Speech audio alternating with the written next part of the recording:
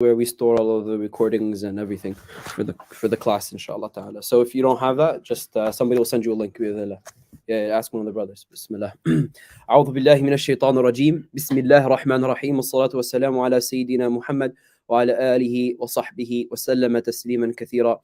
Allah, we ask that you increase our knowledge, that you forgive us for all of the sins that we have come with, that you bless our families, that you protect us from harm, that you deliver us into good, that you make the good sweet to us, but never make it a distraction from you.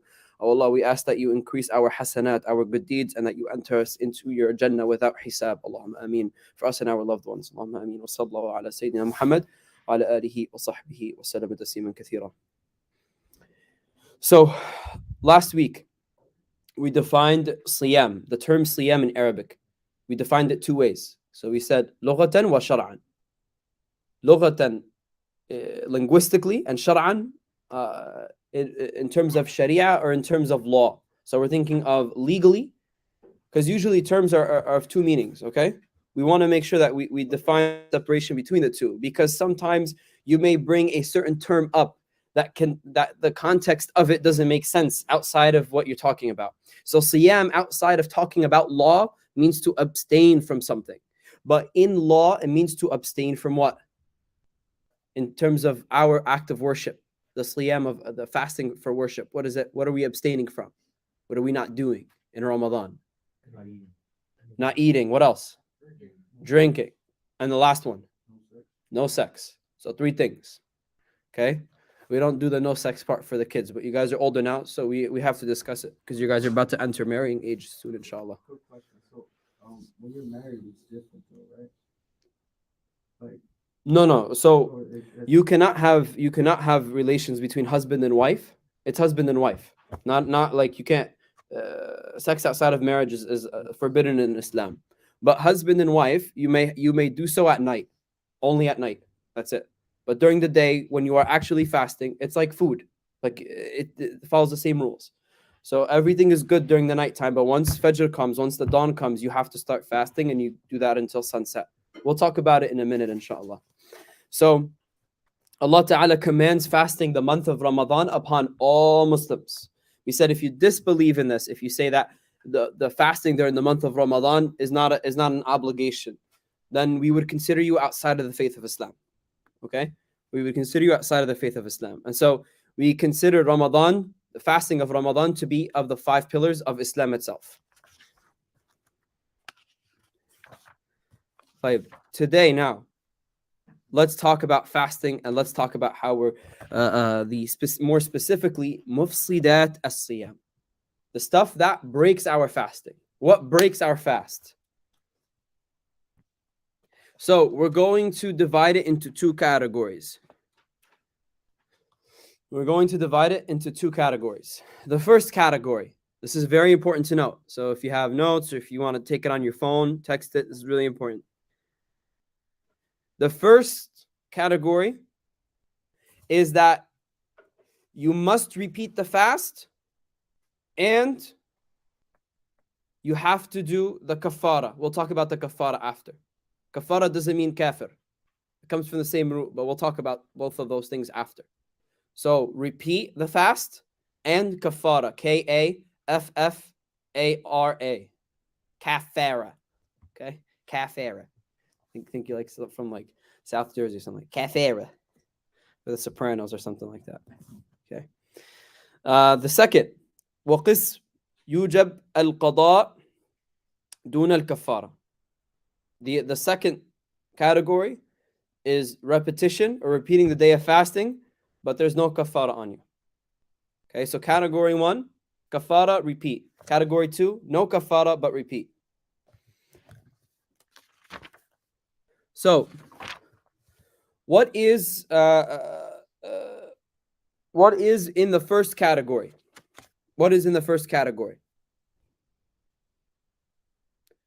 Obviously, if you the relations between husband and wife, that will break your fast. That will break your fast, and you must pay kafara. Relations between husband and wife. Number 2,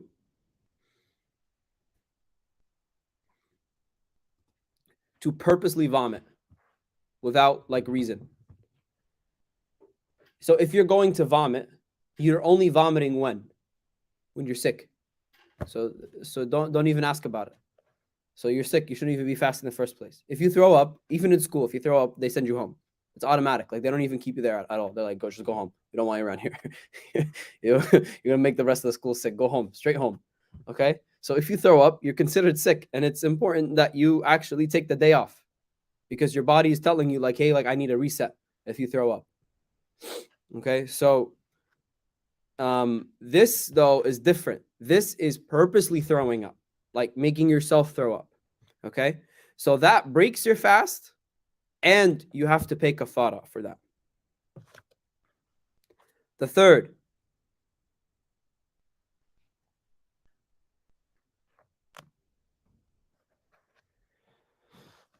how would I define this term? Just want to make sure I define this term correctly. I don't want to mistranslate this.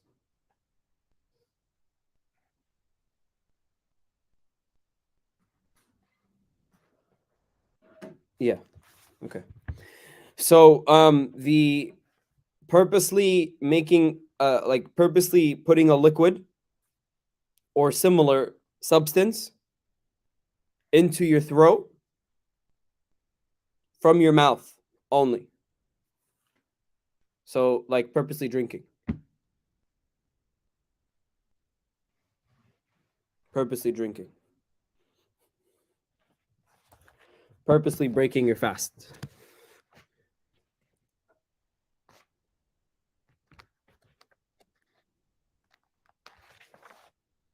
Those are the first three.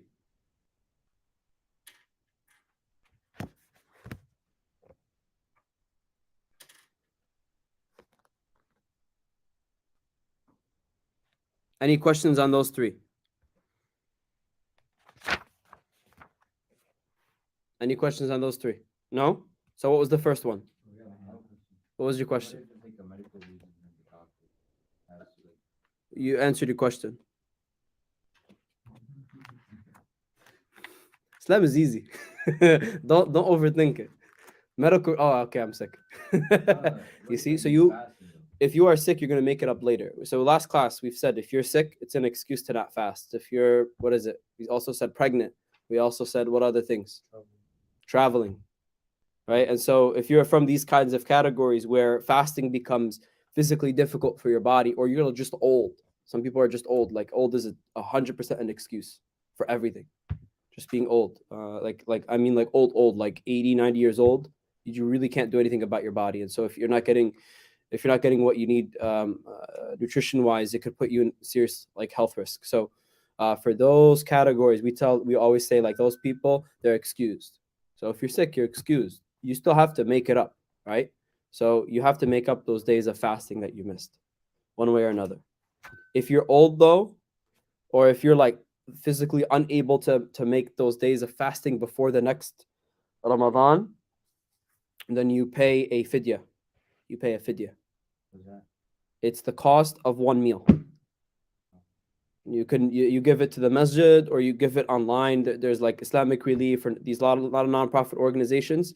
They actually will take that money and purchase food with it and give it to the people that need it, right? So it goes directly to the poor. Okay.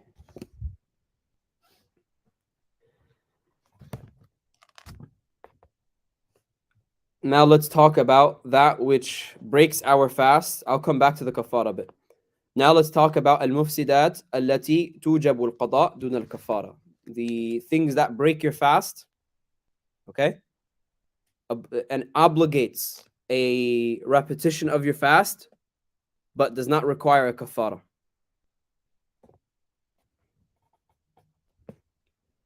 Number one, you accidentally ate something. You accidentally ate something. Happens all the time. A lot of people do it without realizing. Like you ate or drank something by accident, not purposely. Purpose is a whole different story. Said on purpose, you have to pay kafara for it. By accident, you don't. By accident, sometimes it just happens. Like you have a habit of like every single time you sit at your desk, You open up your water bottle and you drink from it and you put it down. And then this time you left your water bottle the day before Ramadan, and the first day of Ramadan, you find your water bottle and you just go like that and you start drinking your water bottle. And you're like, oh, I totally forgot I can't drink. So then you don't, there's no issue. You continue your fast for the day. You continue your fast for the day. Then you repeat your fast out of caution.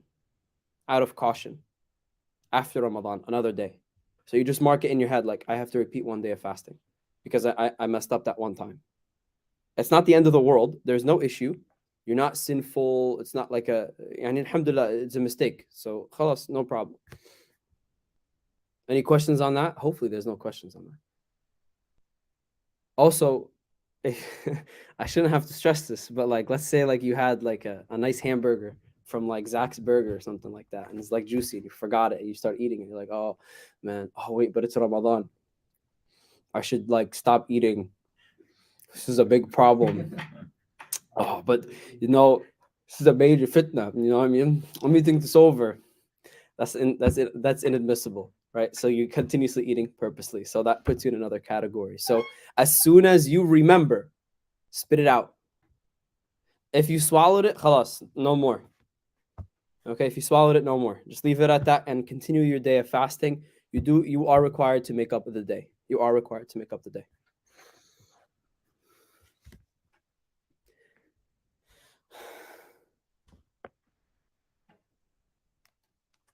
What happens if it's a day that is not obligated to fast? Outside of Ramadan, you wanted to do a sunnah fast day and you accidentally ate something. Do you have to repeat that day? No. Remember from the beginning, I said that the repetition is only out of caution. Your day is still valid, but out of caution, you repeat the day. Kind of like a backup plan. You want to make sure you seal all exits, all possible loopholes, or anything like that. So that when you come back to Allah Ta'ala, you have completed your entire month. Because there's nothing more important to us than fasting the full 30 days, if Allah allows us to, because there's a full reward for it. Okay, even if you make a mistake, it's fine. That's normal. There's no issue. You will still get the reward. Okay? Any questions on that?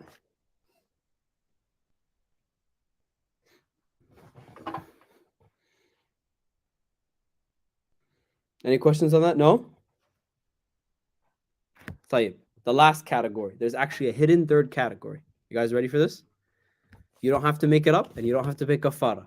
These are mistakes, common mistakes that people might do and not realize that it doesn't break their fast. Number one,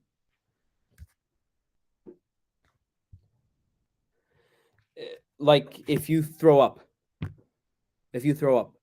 not purposely, but it just happens, like you just throw up.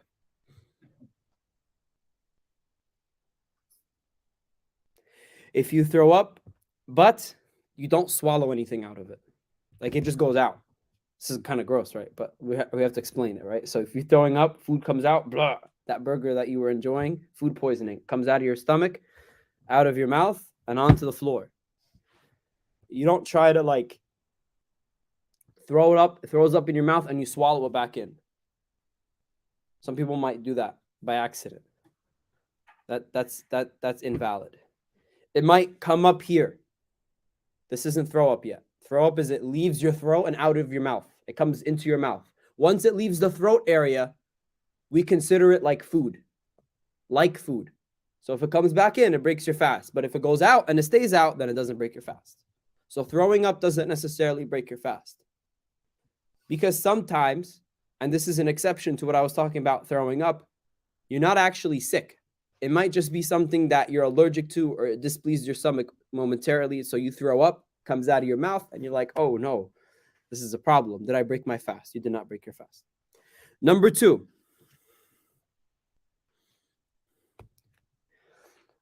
something that isn't food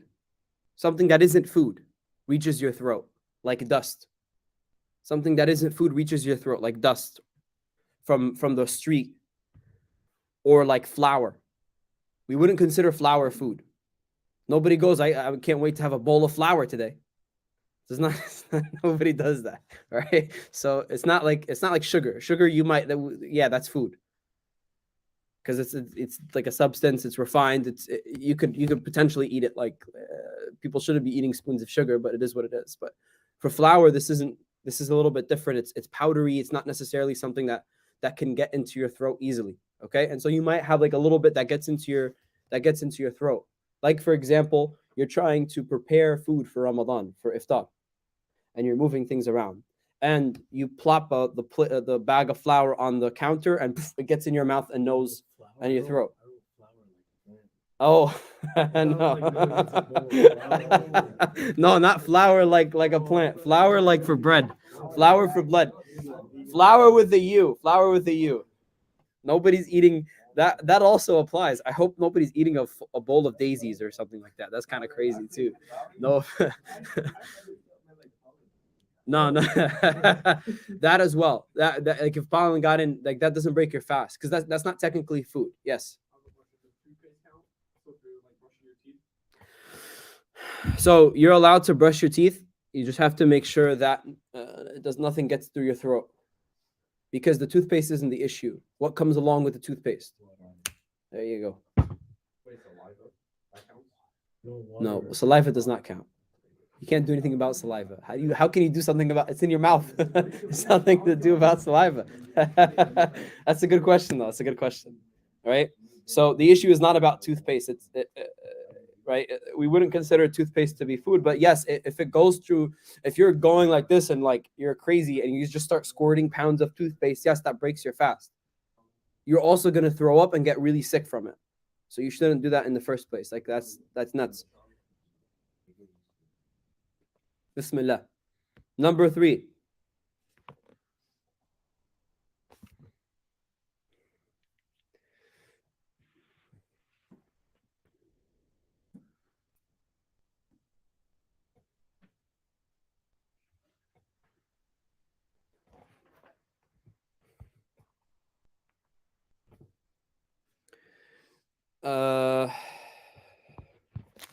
One second. This is another one of those words that I just want to make sure I don't mistranslate.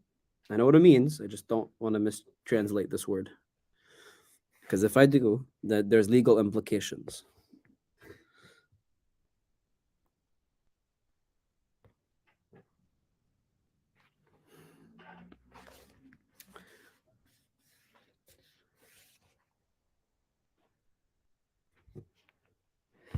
Okay. طيب الحمد لله. All right. I got it right. So أن يطلع عليه الفجر وهو يأكل أو يشرب مثلا، فيطرح المأكول ونحوه من فمه، فإنه لا يفسد صيامه بذلك.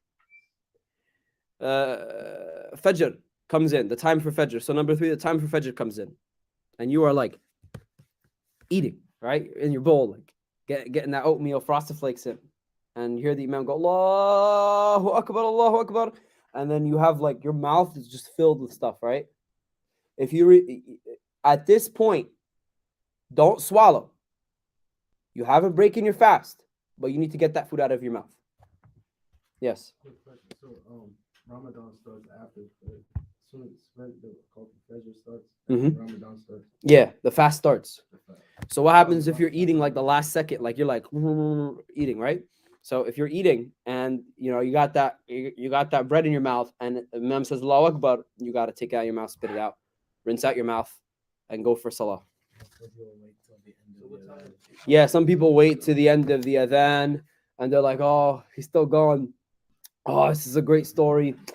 MashaAllah, brothers. They're eating, they're enjoying, they're like all of these nutrients, they're counting. No. Khalas. As soon as you hear Allah, that's it, it's done. I said it's done. Does that break your fast if you wait until the end of Ramadan? Yeah. Khalas, you broke your fast. So what's a good time to wake up during Ramadan? If you want to fast and do the breakfast, wake up at least an hour and a half before. 30 minutes probably to prepare your food, 30 minutes to probably eat. Yeah. For a man, it should take you like 5 minutes. For a guy, it can take you 5 minutes. It should not take you longer than 30 minutes to eat. If it's taking you longer than 30 minutes to eat, like you got to figure out what's going on there. Taking too long to chew, I don't know what's going on. Right? MashaAllah, men can eat a lot. Like they can consume a lot fairly quickly. So it shouldn't be really much of an issue. My recommendation is like an hour and a half to 2 hours. It'll give you time to kind of like wake yourself up, eat, and then take a moment to like kind of like breathe, go make wudu, and then go and pray Fajr in the masjid or something like that. Should be an ample amount of time. That I got worried for a second. I thought we were going to pray Isha again. I was like, wait, what did we just pray? MashaAllah. Okay. Hopefully they fix the microphone. Number 4. Okay. This is for number 4. I just want you guys to put your mature hats on, okay? Because I have to speak about something that may not be something that you guys understand, but here's what I found. No, serious, not for you. But it's very important. If mani or madhi is like sperm. Okay, sperm. It's white. Madhi is pre-sperm. It's clear. So both can come out of your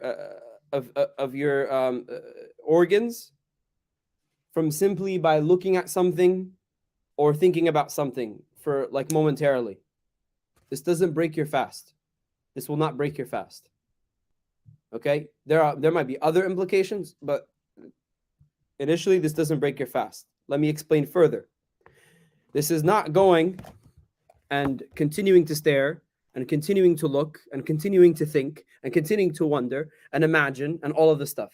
Some people, it's very quick. Like if a woman walks by, they're immediately khalas, like things come out. Happens for a lot of men. Others, like it takes a lot more effort than that. But regardless, this is to address that 1 point or 2 points where it's like you don't realize, because it is a month, an entire month where you don't really get to have sex. And for somebody who is mathalan, for example, married and they're at home with their wife, it might happen without you even realizing it. It just happens, like your body might react to it without realizing it. So it doesn't break your fast. Clean yourself up and move on. Any questions about that? Everybody good? So the madhi and mani, we consider that to be najasa. So you have to clean yourself off. Najasa is an impurity. It's like, we consider it like urine. You have to clean it off. Okay, so you have to remove it from your body. So make sure you clean whatever part or article of clothing it got on, or change your clothes, and then move on. But you should not be sitting there looking, continuing to put yourself in situations where this could be an issue. You guys understand what I mean? Don't put yourself in a position where this can continue to be an issue, because you can lose the reward of your fasting. You can lose the reward of your fasting by gaining those sins.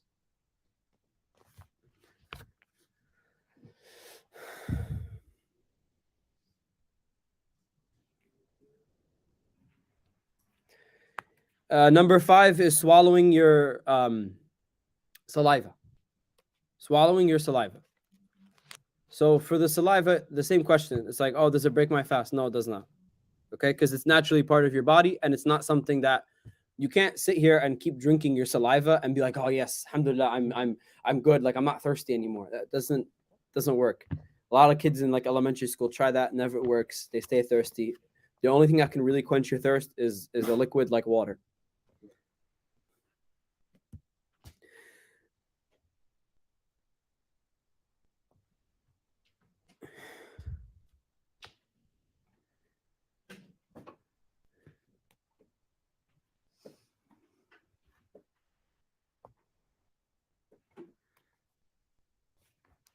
The last one is like it's tied to number 4. The last one is tied to number 4, in which you dream. You have a wet dream. A wet dream, it doesn't break your fast. Okay? Wet dreams do not break fasts. You clean yourself up and you continue with your day. طيب, any questions? So we covered 3 categories. We covered that which breaks your fast and requires or necessitates a kafara. Okay? A kafara.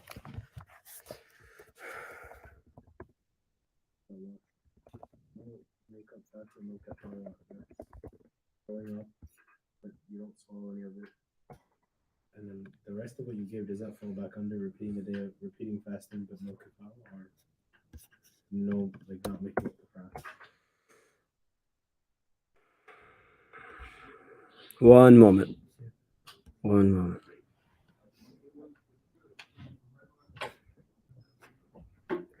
Okay. First of all, let me define kafara.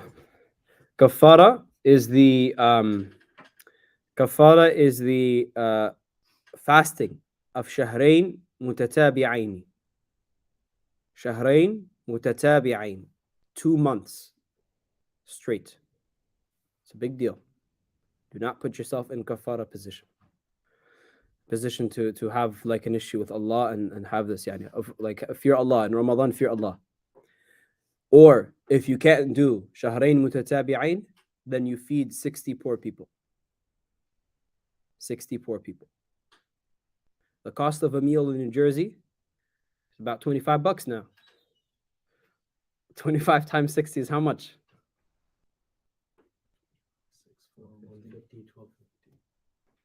1,000? Actually, no, I just said it because we said it, to be honest. 1,250. Yeah, that's right. Oh, okay. Really? 1,250. Man. For a high school student who's broke, that's a very expensive kafara, right? So these matters, masturbation is kafara. Masturbation is kafara. And you repeat the day of fasting. During the fast or after? Like the whole week? You have to repeat that day of fasting. You continue fasting. You repeat that day of fasting. This is while you're fasting. Like it's daytime, it's dhuhr, and you commit this wrong. Okay? I meant like after Maghrib. You're not fasting. Alright. But you still receive a very heavy sin. Yeah, I know. The punishment for the one who masturbates, is that they're resurrected with their hands pregnant on the day of judgment. It's a great sin. It's a big sin. It's a major fitna now. So work hard to remove triggers. Because you don't just masturbate out of nowhere. It's triggers. You see Instagram and you see a post. You go on Twitter, you see another post. You watch anime and then you see anime is just don't even watch anime. Anime is very bad. Anime is like it's not even anime is terrible. Anime is terrible. Too many suggestive things. If you want to stop this kind of habit, first of all, it's preventing you from being a man. Masturbating removes a lot of the releases a lot of the hormones that make you a man, that give you ambition, drive, strength, focus. Think of it this way. You know when a lion is hungry, what does a lion do when it's hungry? Hunts. What does a lion do when it's full? Nothing. Sleeps all day long. What kind of man sleeps all day long? Not a lion. You get what I mean? In order for you to be a man, in order for you to be a lion, you need to make sure that you focus on particular things in your life. This matter of like masturbating is because you may feel that you don't have the ability to release this kind of frustration. Then get married. You're going to realize life isn't about releasing that frustration. That frustration is not even something that is up high on the list. Your priorities in life is to achieve, is to hunt, to get your income, to get your achievements, to get your rank with Allah. This is why Allah Azza wa Jal, He puts all of these kinds of these goals for you. He says, look at Jannah, look at what you get in Jannah. When you step into Jannah, you get whatever you want, including any woman you like, any kind of woman you like, any kind of halal you want. Allah delivers it to you. He says to you, just in this dunya, I need you to focus on achieving. That's it. You're going to hunt in this dunya. The problem today is a lot of technology, media. They make money off of men's ambition to hunt, and they misdirect it into something that is just a branch of why you hunt in the first place. And it makes you lazy, and it makes you slow. And it removes a lot of the aspect of what makes you a lion. And so if you're going to grow up, if you're going to be a man, if you have goals in life, you can't masturbate. It's going to slow everything down. It's going to slow everything down. It's going to lose your focus. On top of that, when you actually do have a relationship and you are married, it's going to affect how you have those kinds of things with your wife. It's going to affect all of it. And it's going to be something that you can't, don't kid yourself. Don't tell yourself, oh, when I get married, I'll stop doing it. That's not going to happen. It's not going to happen. Because when you get married, the idea of like, I get to exercise this ambition whenever I want, that's not necessarily true. Allahu A'lam. You have to fear Allah. You have to fear these kinds of things in your life. And you have to be forward, because the companions, radwanullah alayhim, they had ambitions. They went and hunted every day. They went out and did what they needed to do for the sake of Allah. You don't see them ever complaining about this part of their life. But for them, when they looked at it as this is a matter and responsibility from Allah. Allah rewards me for it when I do it in the halal. It's tough though, all of these triggers. So the key to stopping all of this is to focus on those triggers. Don't think of it like I have to stop masturbating, because you can't just stop doing that. You can't stop cold turkey. Like if you're smoking, right, you have to stop all of the things that get you to start smoking in the first place, like hanging out with friends who smoke, like going to specific places that you like to smoke, like going to the store where they sell cigarettes. You have to eliminate one by one all these kinds of connections. This is how they work with drug addicts too. They remove the triggers. The triggers are what get you to do what you're supposed to, what you're not supposed to do. So you as a human, you have to recognize the traps, and you have to be like, not today, Satan, and walk right out of that conversation. That's what you got to do. You got to be smart. You got to be a man. You got to be a lion. If you want to be a lion, in life, Allah will reward you. Allah will increase for you. He will give you wealth. He will give you a home. He will give you a beautiful wife. He will give you beautiful children. He'll give you cars. He'll give you whatever you want. But you need to be a lion. You have to be honorable. You have to be distinguished. You have to be proud. But if you're going to sit here and play these lowly games and just sit here and, like, do what you need to do and then sit there and astaghfirullah, like, it's not a good situation. It's not a good situation at all. It makes you lazy. It removes your manhood. It removes your reason to be up and moving and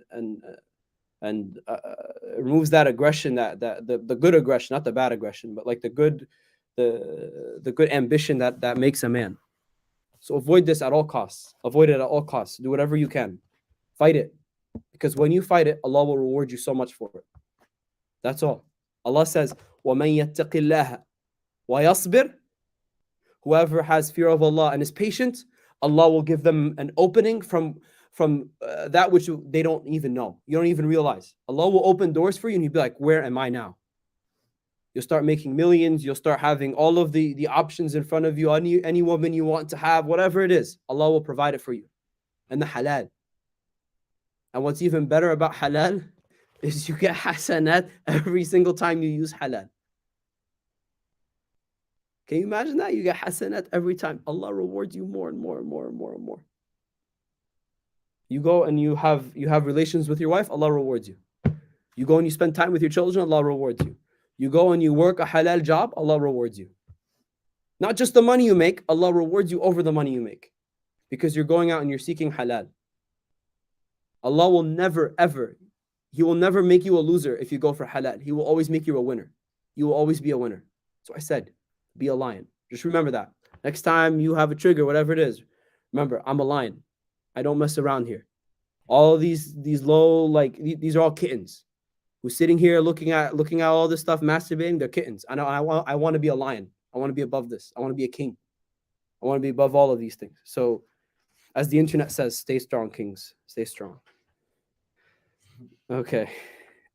If you know, you know. So, anyways, Bismillah. What are the things that are? Does anybody have any questions before we introduce what we're going to talk about next week? Any questions about what breaks fasting, the excuses from fasting, and the act of fasting itself? What do we say is the reward of fasting the entire month of Ramadan? 30 days. What does Allah give you? The standard, like you don't do anything, like you are like basic Muslim for 30 days. All you do is pray 5 prayers, you come to Taraweeh, and you fast. You don't read any extra Quran, you don't do anything else. You just do those 30 days and you fast. That's it. What is the reward? You got a dope reward, a great reward, awesome reward. In theory, yes. Yes, in theory, yes. But there's one particular reward that we're all trying to achieve because all of us need it. Every human needs it. Is it that your sins for the past year? Yes. Your sins for the past year get wiped. So all of those times you were spending being a kitten, they get wiped. So this is your month to be a lion. You have a choice. You're going to be a lion or you're going to be a kitten. That's it. It's very simple. If you want to be a kitten, go ahead, be a kitten. Shaitan will laugh at you and look at you and just call you a loser. And you'll sit there in whatever haram that you were doing and look at yourself and be totally disappointed. Or you can be a lion. You can get up, be a man, and go do the things you need to do. You're going to slip up. Every once in a while, you're going to slip up. You're going to make a mistake. It's given. Those times you ask Allah for forgiveness and you swear you're not going to go back to that thing. It's going to happen as a human. Mistakes are going to happen. So that's unavoidable. But you need to keep your head high and you need to keep yourself motivated. Bismillah. All right. We're now going to mention that which is mustahabbat. A mustahab. So we have commandments in fiqh, different levels of commandments, okay? We start off with wajib, which is obligatory. Wajib. Then there is sunnah, which is a level below obligatory. If you do it, you are rewarded. If you don't do it, there's nothing held against you. Okay, but you are very stressed to do it. It's like a stress, like do it. Like your mom, like like sometimes like your mom's like, you got to do it. Like if you don't do it, it's okay. But your parents are really pressuring you to do it. It's like that, where it's like if you do this thing, it's very close to being obligatory. Obligatory means you get the most reward. It's your obligation, but you also get the most reward for doing this. Okay, and then sunnah is the add-on to that, is an add-on reward. Below sunnah, in terms of obligation, is what we call mustahab. Another term for it is mandub. Mustahab is lighter than a sunnah. If you don't do it, not a problem. Don't worry about it. If you do it, Allah rewards you. Extra credit. The last is makruh or disliked. Makruh or disliked. And it's not haram, but it's not liked. It's not meritorious like mustahab is. Mustahab is like extra credit. It's not extra credit. It's close to haram. And the last is haram. Period. The last is haram.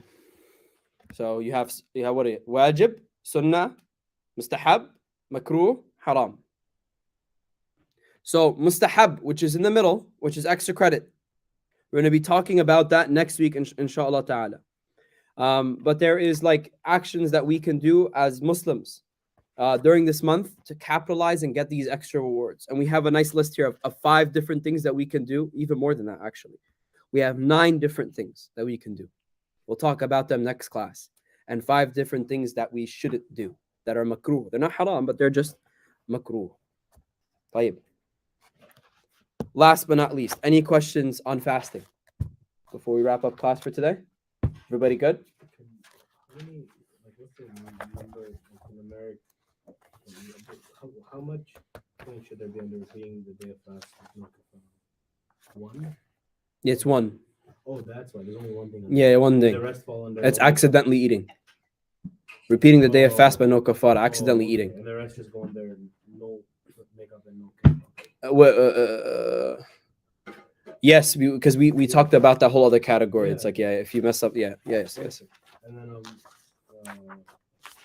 what's the difference in Arabic between wajib and fard? No difference. They're the same thing. Fard and wajib are the same.